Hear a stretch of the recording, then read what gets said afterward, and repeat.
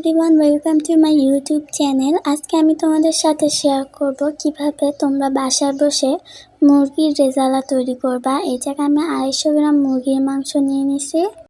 আমি কড়াইতে পরিমাণ মতো তেল দিয়ে দিচ্ছি। যখন তেলটা পরিমাণ মতো দেওয়ার পর তেলটা গরম হয়ে আসবে, তখন আমি এর মধ্যে পেঁয়াজ কুচি পরিমাণ মতো এবং কিছু আস্ত কাঁচামরিচ দিয়ে দেব। পেঁয়াজ কুচি আর আস্ত কাঁচামরিচ দেওয়ার পর এগুলোকে আমি ভালোভাবে কিছুক্ষণ নাড়াচাড়া করব। 2 মিনিটের মতো নাড়াচাড়া করে নেব। তারপর যখন পেঁয়াজটা একটু ব্রাউন টাইপের হয়ে আসবে, তখন এর মধ্যে আমি সব রকম মশলা অ্যাড করব।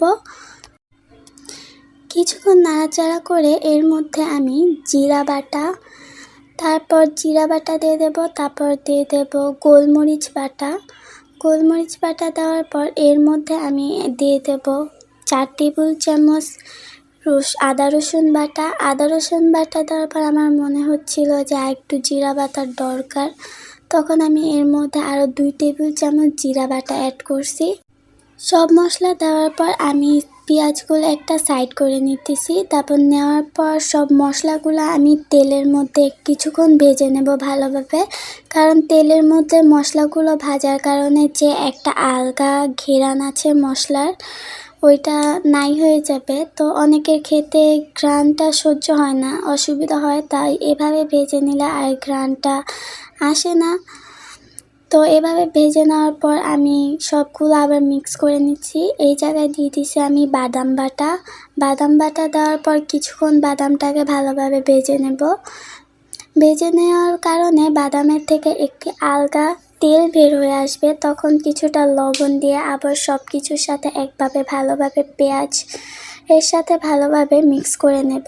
মিক্স করে নেওয়ার পর কিছু পরিমাণ এর মধ্যে পানি দিয়ে দেব। পানি দিয়ে এটাকে ভালোভাবে কষিয়ে নেব। কষিয়ে নিয়ে কিছুক্ষণ এভাবে 2-3 মিনিটের মতো এভাবে রান্না করে নেব।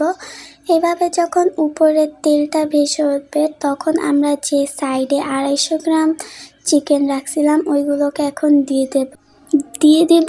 তারপর চিকেনগুলোকে দেওয়ার পর এগুলোকে ভালোভাবে সব মশলার সাথে মিক্স করে নেব। মিক্স করে নেওয়ার পর আবার কিছুক্ষণ এই তেলের মধ্যেই ভালোভাবে মাংসগুলোকে ভাজতে দেব, কারণ এগুলোকে ভাজা হলে একটা সুন্দর ঘ্রাণ আসবে। তারপর কিছুটা পরিমাণ পানি দিয়ে একটা লেবুর স্লাইস দিয়ে দেব। তারপর কিছুটা গুঁড়া দুধ দিয়ে আবার সব মাংসগুলোকে ভালোভাবে মিক্স করে নেব, যেন গুঁড়া দুধগুলো না বোঝা যায়।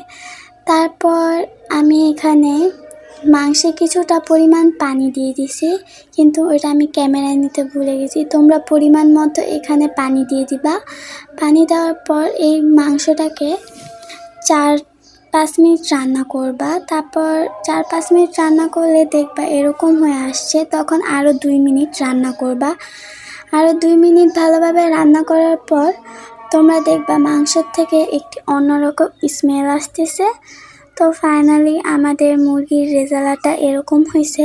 বাসায় কোনো গেস্ট আসলে তোমরা এরকম একটা চিকেন রেজালা তৈরি করে পোলাওয়ের সাথে দিতে পারো।